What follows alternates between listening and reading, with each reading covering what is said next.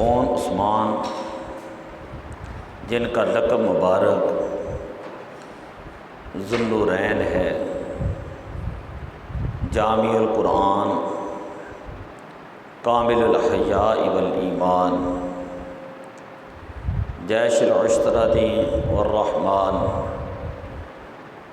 حضرت سیدنا عثمان غنی رضی اللہ تعالیٰ عنہ کو اللہ تعالیٰ نے بڑی شانیں عطا فرمائی ہیں کہ آپ عشرہ مبشرہ صحابہ میں سے بھی ہیں اور مسلمانوں کے تیسرے خلیفہ وہ حضرت عثمان غنی رضی اللہ تعالیٰ عنہ ہیں۔ آپ نے جب سے نبی پاک صلی اللہ علیہ وسلم کے ہاتھ پر بیعت کی تو حضرت عثمان غنی رضی اللہ تعالیٰ عنہ بیان کرتے ہیں، ما ظنیت فی جاہلیت ولا فی اسلام قط، میں نے زمانہ جاہلیت کے اندر بھی کبھی زنا نہیں کیا اور اسلام کے اندر بھی کبھی زنا نہیں کیا، اور جب سے میں نے کلمہ پڑھا ہے میں نے کبھی دل کے اندر خواہش ہی پیدا نہیں ہوئی کہ میں دوبارہ اپنے دین کو بدل دوں۔ ولا قتلت نفسا، اور نہ ہی میں نے کبھی کسی جان کو قتل کیا۔ ما تغنیت، اور نہ ہی کبھی میں نے گانا گایا۔ ولا تمنیت، اور نہ ہی کبھی میں نے زمانہ جاہلیت کے اندر اور اسلام کے اندر شراب میں نے نہیں پی اور نہ ہی کبھی گانے کی تمنا کی ہے۔ ولا سرقت فی جاہلیت ولا اسلام، زمانہ جاہلیت اور اسلام کے اندر کبھی میں نے چوری نہیں کی۔ حضرت عثمان غنی رضی اللہ تعالی عنہ کی بڑی شانیں ہیں، بڑا مقام ہے آپ کا، لیکن آپ کے الفاظ میں سے، آپ کے القابات میں سے ایک لقب ہے کامل الحیاء والایمان، آپ مکمل حیا والے تھے۔ حیا کا معنی یہ ہوتا ہے انسان کے اندر ایک ایسی کوالٹی ہو، ایسا ملکہ راسخہ ہو، ملکہ تامہ ہو، انسان کے اندر ایک ایسی طاقت ہو جو اسے گناہوں سے رو کر رکھے، گناہوں سے بچا کر رکھیں۔ یہ حیا کی وجہ سے انسان گناہوں سے باز رہتا ہے، جھوٹ سے باز رہتا ہے، شراب سے باز رہتا ہے، قتل و غارت سے باز رہتا ہے، بے حیائی اور برے کاموں سے حیا کی وجہ سے باز رہتا ہے۔ نبی اکرم صلی اللہ علیہ وسلم نے ارشاد فرمایا، اذا فاتک الحیاء فافعل ما شئت، کہ جب انسان کے جسم سے حیا نکل جائے تو وہ جو مرضی کریں۔ جب تک انسان کے اندر حیا رہتی ہے تو وہ انسان گناہوں سے باز رہتا ہے۔ حضرت عثمان غنی رضی اللہ تعالیٰ عنہ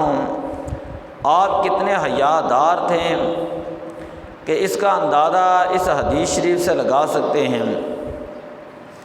ام المومنین اماں عائشہ صدیقہ رضی اللہ تعالیٰ عنہ بیان کرتی ہیں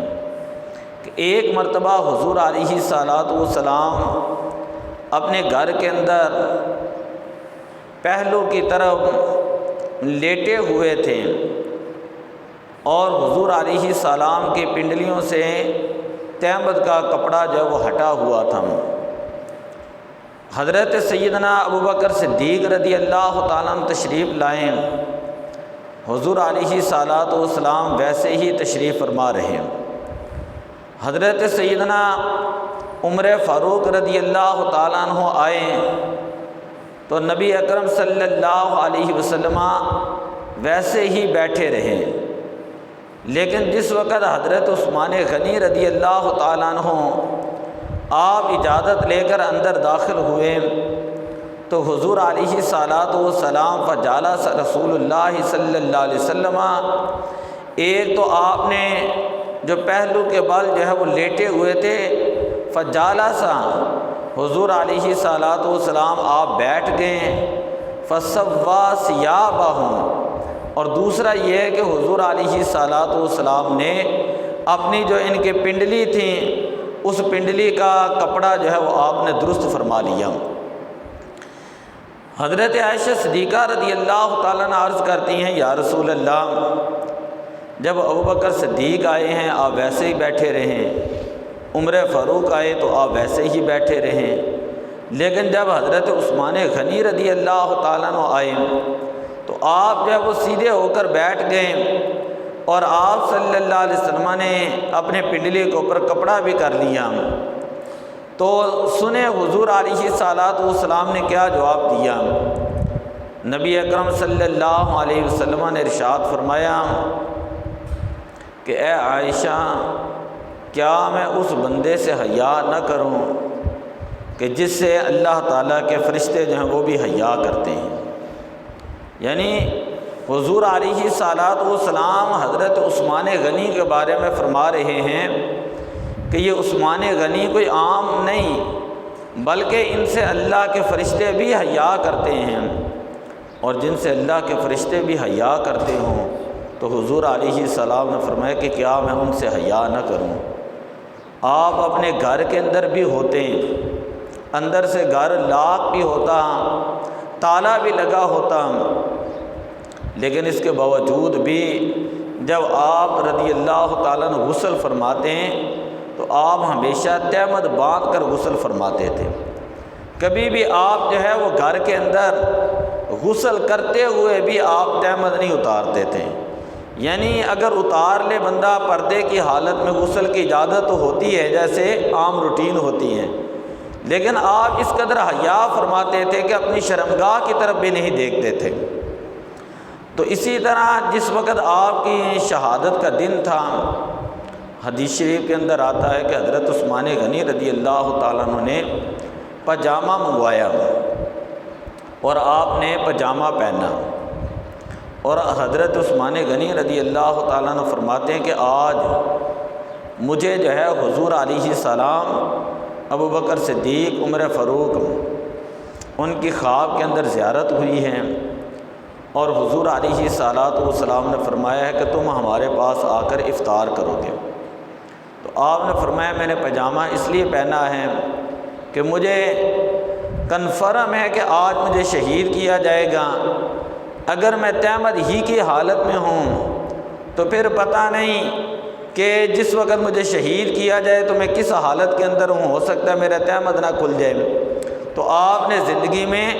اس آخری دن جس دن آپ کی شہادت تھی اس دن آپ نے پاجامہ پہنا تھا، اور وہ بھی اس ڈر سے کہ کہیں آپ کا تہمد جو ہے یعنی آپ کا سطر مبارک جو ہے وہ ظاہر نہ ہو جائے، اس قدر حیادار تھے۔ اور حضور علیہ السلام نے اپنی 2 بیٹیوں کا نکاح حضرت عثمان غنی رضی اللہ تعالیٰ عنہ سے کیا۔ پہلی بیٹی تھیں حضرت رقیہ رضی اللہ تعالی عنہا، ان کا نکاح کیا، اور جس وقت ان کا وصال ہو گیا تو نبی اکرم صلی اللہ علیہ وسلم نے اپنی دوسری بیٹی حضرت ام کلثوم رضی اللہ تعالی عنہا، ان کا نکاح حضور علیہ الصلاۃ والسلام نے حضرت عثمان غنی سے کر دیا۔ اس سے ایک بات یہ پتہ چلتی ہے کہ انسان بیٹی اسے دیتا ہے عام طور پہ جس کے اندر کئی خوبیاں ہوں، کئی کوالٹیاں ہوں، اور جس کو بندہ جو وہ دنیا میں سب سے زیادہ پسند کرتا ہوں کہ یہ بچہ جو ہے وہ ٹھیک ہے ہر اعتبار سے۔ تو حضور علیہ الصلاۃ والسلام نے پہلی بیٹی کا نکاح کیا، جب ان کا وصال ہو گیا تو حضور علیہ السلام اس وقت بدر میں تھے، اور بدر میں فتح ہو چکی تھی۔ جب واپس مدینہ شریف آئے تو آپ کو خبر ملی اور اسی دن حضرت رقیہ ان کو جنت البقیع کے اندر دفن کیا جا رہا تھا۔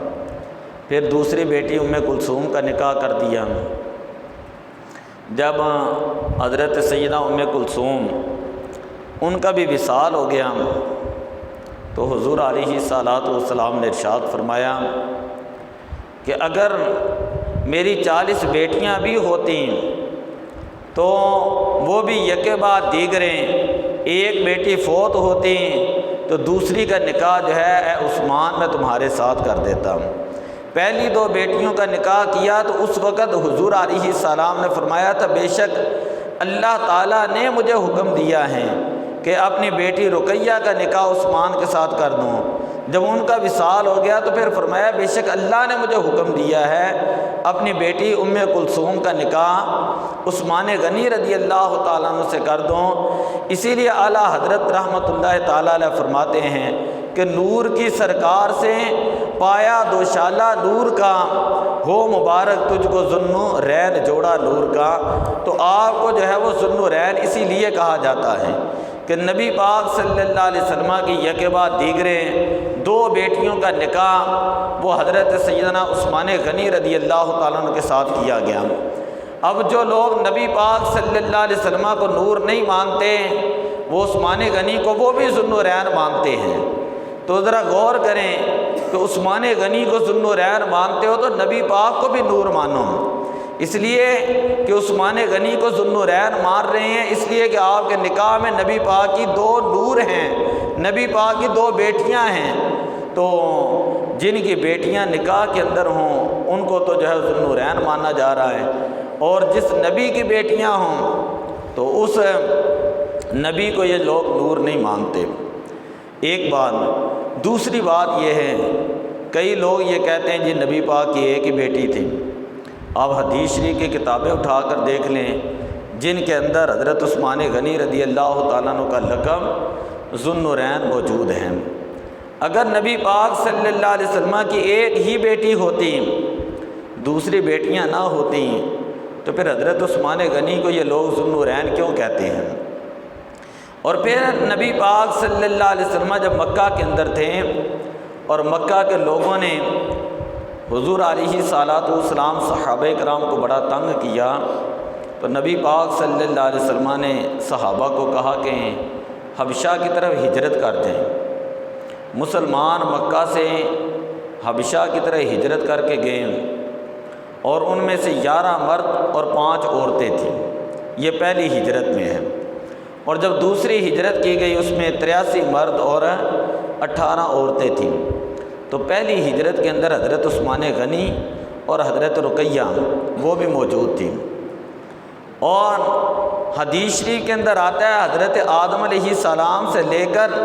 نبی پاک صلی اللہ علیہ وسلم تک جتنے بھی نبی آئے ہیں، حضرت عثمان غنی رضی اللہ تعالیٰ واحد وہ شخص ہیں کہ جن کے نکاح میں کسی بھی نبی کی 2 بیٹیاں آئی ہیں۔ آپ نے جب پہلی ہجرت کی ہے تو نبی پاک صلی اللہ علیہ وسلم نے فرمایا اول من ہاجر بعد لوط، حضرت لوط علیہ السلام کے بعد کسی نے اپنی بیوی کے ساتھ جو ہے وہ اپنے وطن سے ہجرت کی ہے تو وہ حضرت سیدنا عثمان غنی رضی اللہ تعالیٰ عنہ۔ آپ پہلی ہجرت کے اندر بھی حبشہ کی طرف گئے اور جب وہاں سے پھر پتہ چلا کہ مکے کے حالات ٹھیک ہو گئے ہیں، مکہ میں دوبارہ واپس آئے، کافر اسی طرح تنگ کر رہے تھے، دوسری مرتبہ پھر آپ نے ہجرت کی ہے اور پھر آپ نے حبشہ سے مدینہ کی طرف ہجرت کی ہے، حبشہ سے پھر آپ نے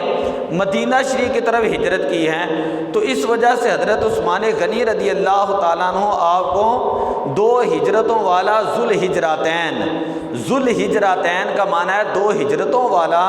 یہ حضرت عثمان غنی رضی اللہ تعالیٰ عنہ کو کہا جاتا ہے، یہ آپ کا لقب مبارک ہے۔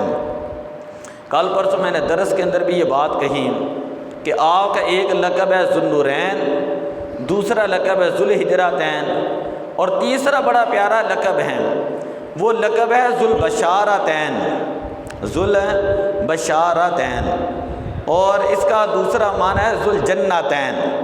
ذوالبشارتین کا مطلب یہ ہے کہ حضرت عثمان غنی رضی اللہ تعالیٰ عنہ کو نبی پاک صلی اللہ علیہ وسلم نے 2 مرتبہ جنت کی بشارت دی ہے۔ 2 مرتبہ تو کنفرم ہے کہ آپ عشرہ مبشرہ صحابہ میں سے بھی ہیں، بلکہ ایک روایت ہے بخاری شریف کے حضرت انس بن مالک رضی اللہ تعالیٰ عنہ بیان کرتے ہیں کہ ایک مرتبہ نبی پاک صلی اللہ علیہ وسلم جبل احد کے اوپر تشریف لے گئے، تو وہ جبل احد جو ہے وہ حرکت کرنے لگا، تو نبی پاک صلی اللہ علیہ وسلم نے فرمایا اثبت یا جبل، کہ اے پہاڑ تو ٹھہر جا، فإنما علیک نبی و صدیق و شہیدانی،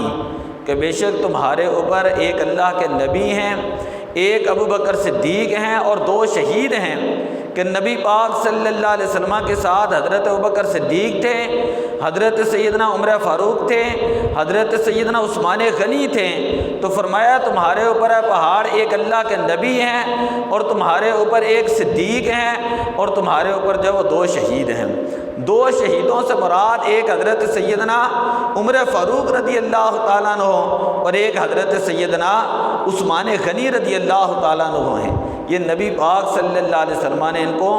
یعنی اپنی زندگی کے اندر ہی یہ کہہ دیا تھا کہ ان کو جو ہے وہ شہید کیا جائے گا۔ لوگ کہتے ہیں نبی پاک کو غیب کا علم نہیں، تو یہ بخاری شریف کے اندر یہ روایت موجود ہے، یہ کہاں سے آ گئی کہ جب نبی پاک صلی اللہ علیہ وسلم نے اپنی زندگی کے اندر یہ بتا دیا تھا کہ عمر فاروق کو بھی شہید کیا جائے گا اور عثمان غنی رضی اللہ تعالیٰ عنہ کو بھی شہید کیا جائے گا، اور فرمایا تھا عثمان کہ جس وقت وہ وقت آئے، بلوا آئے، مصیبت آئے، تکلیف کا وقت آئے، تو جو تم نے حلہ پہنا ہوگا اس تم نے حلے کو جو ہے وہ اتارنا نہیں ہے، جو تم نے جبہ پہنا ہوگا یعنی خلافت کی جو چادر تمہارے اوپر ہوگی تم نے اس کو اتارنا نہیں۔ یہی وجہ ہے کہ حضرت عثمان غنی رضی اللہ تعالیٰ عنہ آپ نے شہادت جو ہے وہ قبول فرمائی۔ حضرت عثمان غنی رضی اللہ تعالیٰ عنہ آپ نے ایک مرتبہ جنت جب خریدی تو نبی پاک صلی اللہ علیہ وسلم نے فرمایا من حفر بئر روما فلہ الجنہ، جو بندہ بئر روما خریدے گا اور اس کو جو ہے مسلمانوں کے لیے وقف کرے گا، اللہ اس کو جنت دے گا۔ اصل میں اس کا پس منظر یہ تھا کہ جب نبی پاک صلی اللہ علیہ وسلم صحابہ مدینے میں آئے تو مدینہ شریف کے اندر ایک ہی کنواں تھا میٹھے پانی کا جسے بئر روما کہا جاتا ہے، اور وہ کنواں ایک یہودی کے پاس تھا، ایک یہودی کے پاس تھا، اور وہ مسلمانوں کو پانی نہیں دیتا تھا، اگر دیتا تھا تو مہنگا دیتا تھا۔ مسلمان بڑے پریشان تھے، تو حضور علیہ السلام نے فرمایا جو بھی مالدار، جو بھی غنی اور سخی آدمی خرید کر مسلمانوں کے لیے وقف کرے گا فلاح الجنہ، اللہ کے نبی اسے جنت کی بشارت دیتے ہیں۔ تو حضرت سیدنا عثمان غنی رضی اللہ تعالیٰ عنہ روایت میں پڑھ کر آیا ہوں، آپ نے 1,00,000 درہم کے اندر 1,00,000 درہم کے اندر آپ نے وہ کنواں خریدا، پہلے آدھا خریدا تھا اور مسلمانوں کے لیے وقف کر دیا، یعنی 2 دن جو ہے وہ مسلمان پانی بھرتے ہیں، باقی دن جو ہے وہ یہودی کی ملکیت میں تھا، وہ بیچتا تھا۔ آخر کار جو 2 دن مسلمانوں کے تھے اس میں مسلمان زیادہ کثیر تعداد میں پانی بھر لیتے اپنی ضرورت کے لیے، تو اس یہودی نے خود کہا کہ دوسرا حصہ بھی آپ لے لیں، تو پھر حضرت عثمان غنی رضی اللہ تعالیٰ عنہ نے دوسرا حصہ بھی خرید کر وقف کر دیے 1,00,000 درہم کے اندر، اور 1,00,000 درہم جو ہے وہ موجودہ پاکستانی جو 20 کروڑ اور 50 لاکھ روپے بنتے ہیں، 20 کروڑ اور 50 لاکھ کے اندر آپ نے وہ بئر روما خریدا، اور حضور علیہ السلام کے بارگاہ میں آ کر عرض کی یا رسول اللہ میں نے وہ کنواں خرید کر اللہ کے رضا کی خاطر مسلمانوں کے لیے وقف کر دیا ہے، تو نبی پاک صلی اللہ علیہ وسلم نے فرمایا اللہ تعالیٰ تمہیں جنت عطا فرمائے گا۔ یہ پہلی مرتبہ آپ نے جنت خریدی۔ اسی طرح دوسری مرتبہ غزوہ تبوک جسے جیش عسرہ کہا جاتا ہے، غزوہ عسرہ کہا جاتا ہے، عسر تنگی کو کہتے ہیں، مسلمانوں کی مالی حالت کمزور تھی اور اتنے حالات جو وہ اتنے اچھے نہیں تھے، تو نبی پاک صلی اللہ علیہ وسلم نے فرمایا کہ ہم نے تبوک میں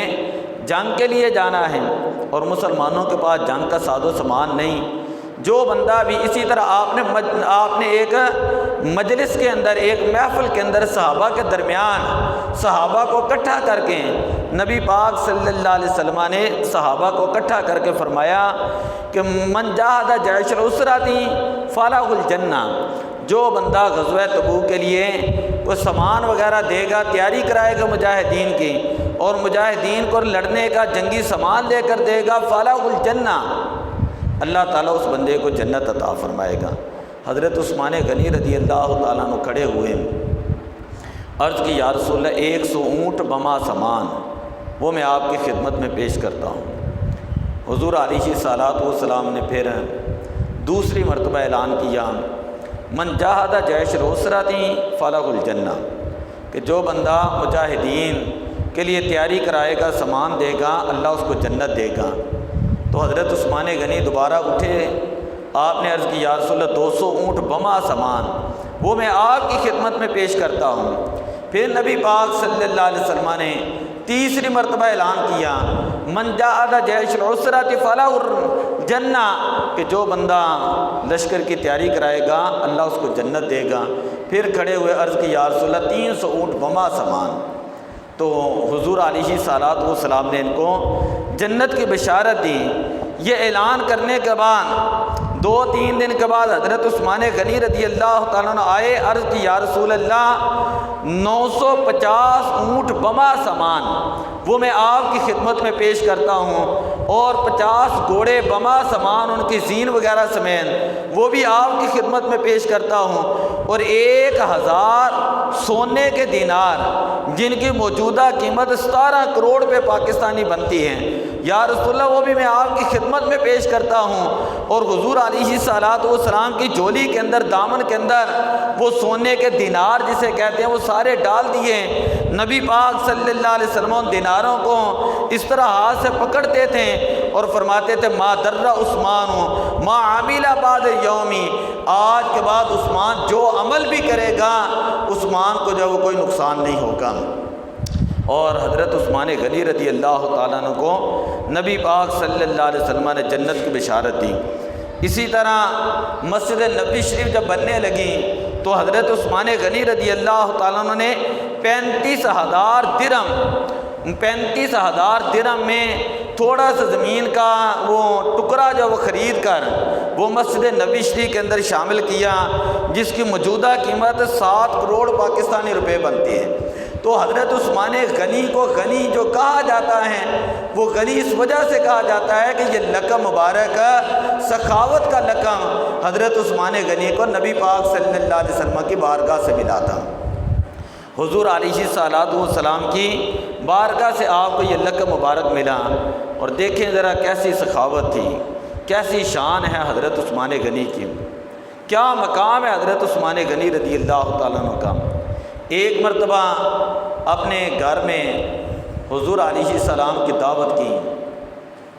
اور پیچھے پیچھے حضور کے آ رہے ہیں، اور جہاں جہاں نبی پاک توجہ سے یہ بات سننا، جہاں جہاں نبی پاک صلی اللہ علیہ وسلم کا قدم اس طرح پڑ رہا ہے، جہاں نبی پاک صلی اللہ علیہ وسلم قدم رکھ رہے ہیں، تو ساتھ ہی حضرت عثمان غنی اس کو کاؤنٹنگ کر رہے ہیں، گنتی کر رہے ہیں، اس کو گن رہے ہیں۔ ذرا توجہ دیں، حضرت عثمان غنی نبی پاک صلی اللہ علیہ وسلم کے قدموں کو گنتے ہوئے جا رہے ہیں۔ جب گھر تک پہنچ گئے حضرت عثمان غنی رضی اللہ تعالیٰ عنہ کا گھر مبارک آج جو ہے باب السلام سے، باب بقیع سے جب سلام کر کے جالیوں سے باہر نکلتے ہیں تو جیسے ہی باہر نکلتے ہیں بالکل تھوڑے سے فاصلے کے اوپر حضرت عثمان غنی رضی اللہ تعالیٰ عنہ کا گھر مبارک موجود تھا۔ جیسے ہی باہر نکلتے ہیں، آج ان سعودیہ والوں نے اس طرف ایک کمرہ بنایا ہوا ہے، یہ کمرہ اس سے تھوڑا سا پیچھے حضرت ابو ایوب انصاری رضی اللہ تعالیٰ عنہ آپ کا یہ گھر مبارک تھا، جہاں پر نبی پاک صلی اللہ علیہ وسلم کی جو ہے وہ ڈاچی مبارک، اونٹنی مبارک آ کر ٹھہری، اور اس سے تھوڑا سا آگے جو ہے سامنے، بالکل سامنے حضرت عثمان غنی رضی اللہ تعالیٰ عنہ کا گھر مبارک تھا۔ جب نبی پاک صلی اللہ علیہ وسلم گھر تک پہنچ گئے تو حضور علیہ السلام نے فرمایا عثمان تم نے یہ عمل کیوں کیا ہے، تم جو ہے میرے قدموں کو کیوں گن رہے تھے؟ عرض کی یا رسول آج میں نے نیت کی تھی کہ اپنے گھر سے لے کر میرے گھر تک جب میں دعوت کے لیے حضور کو بلاؤں گا، نبی پاک صلی اللہ علیہ وسلم تشریف لائیں گے تو میں نے آپ کے قدموں کو گننا ہے اور میں نے دیکھنا ہے کتنے قدم پڑتے ہیں، کتنے قدم چل کر نبی پاک صلی اللہ علیہ وسلم ہمارے گھر میں آتے ہیں۔ یا رسول اللہ، میں نے نیت کیا میں نے اتنے ہی آج میں نے غلام آزاد کرنے ہیں، اتنے ہی میں نے آج غلام آزاد کرنے ہیں۔ یہ حضرت عثمان غنی رضی اللہ تعالیٰ عنہ، آپ کی شان مبارک ہے، آپ کا مقام ہے، وقت بھی کم ہے، تو آپ کا ایک لقب ہے جامع القرآن۔ جامع القرآن، جامع القرآن کا معنی ہے قرآن کو جمع کرنے والے۔ صرف اسی ایک لقب کی وضاحت سن لیں۔ پہلی مرتبہ قرآن پاک کو جمع حضرت سیدنا ابو بکر صدیق رضی اللہ تعالیٰ عنہ نے جنگ یمامہ کے بعد، جس جنگ میں تقریباً 1200 صحابہ شہید ہو چکے تھے، پھر حضرت عمر فاروق رضی اللہ تعالیٰ نے مشورہ دیا کہ اے ابو بکر، اگر اسی طرح صحابہ جنگوں کے اندر شہید ہوتے رہے تو پھر تو یہ قرآن پاک کو محفوظ کرنا بڑا مشکل ہو جائے گا۔ میری رائے یہ ہے کہ آپ یعنی یہ اللہ کی طرف سے ہوتا ہے نا نظام کہ آپ قرآن پاک کو جمع فرمائیں۔ تو سب سے پہلے حضرت سیدنا ابو بکر صدیق رضی اللہ تعالیٰ عنہ نے قرآن پاک کو جمع کیا۔ آپ جانتے ہیں کہ پہلے قرآن پاک وہ پتھروں کے اوپر لکھا جاتا تھا، چمڑوں کے اوپر لکھا جاتا، ہڈیوں کے اوپر لکھا جاتا، اور صحابہ کرام اس کو زبانی یاد کر لیتے تھے۔ اس طرح جو ہے وہ صحابہ کرام جو ہیں وہ قرآن کو زبانی یاد کرتے اور قرآن کے وہ حافظ تھے۔ تو پہلی مرتبہ ہر جگہ سے، چمڑوں سے، پتھروں سے، ہڈیوں سے اور صحابہ کرام سے ترتیب کے ساتھ جو ہے ترتیب کے ساتھ حضرت سیدنا ابو بکر صدیق رضی اللہ تعالیٰ عنہ نے قرآن پاک کو جمع کیا۔ اور جب کوئی صحابی کہتا کہ میرے پاس قرآن پاک کی ایک آیت ہے تو اسے کہا جاتا کہ اس کے اوپر کوئی دلیل لے کر آئیں۔ تو جب اس آیت کے اوپر 2 گواہ ہوتے شرعی طور پر، پھر اس آیت مبارکہ کو ترتیب توقیفی کے اعتبار سے، یعنی جیسے جبریل امین نبی پاک صلی اللہ علیہ وسلم کے پاس لے کر آئیں اور حضور علیہ السلام نے جس ترتیب کے ساتھ اس کو صحابہ کو بیان کیا، حضرت ابوبکر صدیق رضی اللہ تعالیٰ عنہ آپ نے اسی ترتیب کے ساتھ قرآن پاک کو جمع کیا پہلی مرتبہ۔ دوسری مرتبہ حضرت عثمان غنی رضی اللہ تعالیٰ عنہ کا جب دور مبارک آیا تو حضرت علی المرتضیٰ رضی اللہ تعالیٰ عنہ آئے اور آ کر انہوں نے مشورہ دیا، کہا کہ اے عثمان، میں یہ دیکھ رہا ہوں یہ قرآن پاک جو ہے یہ قریش کی زبان کے اوپر نازل ہوا، قریش کے لہجہ جو قرآن پاک کا ہوتا ہے، لہجہ جسے ہم کہتے ہیں، قریش کے لہجے کے اوپر جو ہے یہ قرآن پاک نازل ہوا ہے، اور میں یہ دیکھ رہا ہوں کہ عرب کے اندر مختلف قبیلے ہیں سارے عربی ہی بولتے ہیں، لیکن ان کے لہجے جو ہیں وہ الگ الگ ہیں۔ جس طرح ہمارا نہیں ہوتا، ہم اردو اور طریقے سے بولتے ہیں، اگر کراچی میں چلے جائیں تو ذرا ان کا لہجہ اور ہوتا ہے۔ تو حضرت علی المرتضیٰ رضی اللہ تعالیٰ عنہ نے مشورہ دیا کہ اے عثمان، میرا مشورہ یہ ہے کہ آپ جو ہے ان تمام کو جو ہے وہ بلائیں اور جہاں جہاں قرآن پاک کے نسخے موجود ہیں ان کو اپنے پاس منگوائیں، اور صرف قریش کے لغت کے اوپر، قریش کے لہجے کے اوپر قرآن پاک نازل ہوا ہے، آپ اس کو جو ہے لغت قریش اور قرات قریش، لہجہ قریش کے اوپر آپ اس کو جو ہے وہ نقل کر دیں تاکہ لوگوں کے اندر اختلاف نہ ہوں۔ کیونکہ اگرچہ عربی ہوتی ہے، یعنی ایک قبیلے سے دوسرے قبیلے والا اس کا لہجہ الگ ہوتا ہوا، جب وہ قرآن پاک پڑھتا تو دوسرا جب قرآن پڑھتا تو وہ کہتا نہیں یہ تم جو ہے قرآن نہیں پڑھ رہے، تم جو ہے اس کے اندر غلطی کر رہے ہو۔ تو حضرت علی المرتضیٰ رضی اللہ تعالیٰ فرماتے ہیں کہ اس طرح تو بعد میں امت کے اندر بہت بڑا انتشار پیدا ہو جائے گا، اگر ہم نے اس کو ایک لہجے کے اوپر جمع نہ کیا تو پھر حضرت عثمان غنی رضی اللہ تعالیٰ عنہ نے جتنے اس وقت ملک تھے، شام تھا، مصر تھا، عراق تھا، جہاں جہاں قرآن پاک کے نسخے موجود تھے، آپ نے ان تمام کو جمع کیا اور آپ آپ نے حضرت حفصہ کے پاس جو قرآن پاک کا نسخہ موجود تھا اس کو بھی جمع کیا، اور جمع کرنے کے بعد آپ نے کہا کہ یہ تمام نسخے آرڈر جاری کیا، سرکاری طور پر آرڈر جاری کیا کہ اب جو ہے جو قرآن پاک جو قریش کی لغت کے اوپر، قریش کی زبان کے اوپر، قریش کے لہجے اور قریش کی قرات کے اوپر جو ہے وہ جمع کیا گیا ہے، ہر جگہ اسی قرآن پاک کو پڑھا جائے گا، اور کسی لہجے کے اندر قرآن نہیں پڑھا جائے گا۔ تو اس وجہ سے آپ کو جامع القرآن کہا جاتا ہے، قرآن کو جمع کرنے والے۔ اب دیکھیں قیامت تک قرآن پڑھا جائے گا، قیامت تک قرآن۔ کئی تو لوگ ایسے بھی ہیں جو کہتے ہیں دیکھیں جی قرآن مکمل ہی نہیں ہے، خیر ہم اس بات کی طرف جاتے نہیں ہیں، اور بڑی باتیں کرنے والی ہیں۔ قیامت تک جب قرآن پڑھا جائے گا تو خلفائے راشدین کا اعزاز یہ ہے، حضرت سیدنا ابوبکر صدیق، حضرت سیدنا عمر فاروق، حضرت سیدنا عثمان غنی، حضرت سیدنا علی المرتضیٰ، ان کا اعزاز یہ ہے کہ قیامت تک جب قرآن پڑھا جائے گا، ہم جب قرآن کھولتے ہیں صحیفے میں اور اس کو پڑھتے ہیں، تلاوت کرتے ہیں، تو اس کا ثواب جو ہے وہ خلفائے راشدین کو بھی آٹومیٹک جو ہے وہ چلا جائے گا۔ نبی پاک صلی اللہ علیہ وسلم نے فرمایا میری امت کے اندر جو بندہ من سنّا سنت الحسنۃ فلہ اجرہ واجر من عمل بہا، کہ میری امت کے اندر اگر کسی نے کوئی نیک طریقہ اختیار کیا تو اس کا ثواب اس نیکی کرنے والے کو بھی ملے گا،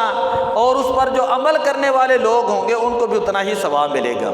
مثلا میں نماز پڑھتا ہوں، یا کوئی والد نماز پڑھتا ہے، کوئی بندہ کہتا ہے، وہ اپنے کسی دوست کو کہتے ہیں یار تو نماز پڑھا کر، وہ بندہ نماز نہیں پڑھتا تھا، اب وہ اس کے کہنے پہ دوسرا بندہ نماز پڑھ لیتا ہے، قرآن مجید پڑھ لیتا ہے، کوئی درس نظامی کر لیتا ہے، کوئی بخاری و مسلم شریف پڑھ لیتا ہے، مطلب کوئی بھی نیکی کر لیں کہ یار ہمارے علاقے میں پانی کی ضرورت ہے، آپ یہاں پر پانی کا انتظام کر دیں، تو جو بندہ نیکی کرے گا، جو بندہ کسی کے کہنے کے اوپر نیکی کرے گا، اللہ تعالیٰ کہنے والے کو بھی اتنا ثواب دے گا اور کرنے والے کو بھی اتنا ہی ثواب عطا فرماتا ہے۔ یہ اعزاز حضرت سیدنا عثمان غنی رضی اللہ تعالیٰ عنہ کا کہ اللہ تعالیٰ نے آپ کو جو ہے یہ شانیں عطا فرمائیں کہ آپ کو عشرہ مبشرہ صحابہ میں سے بھی شمار کیا جاتا ہے۔ میں صرف برکت کے لیے آخر میں ایک حدیث جو ہے وہ ادب کے طور پر ہے وہ میں آپ کو بیان کر دیتا ہوں۔ آپ فرماتے ہیں کہ جب سے میں نے حضور علیہ الصلوۃ والسلام کے ہاتھوں پر بیعت کی ہیں تب سے میں نے اپنا ہاتھ جو ہے وہ شرمگاہ کو نہیں لگایا۔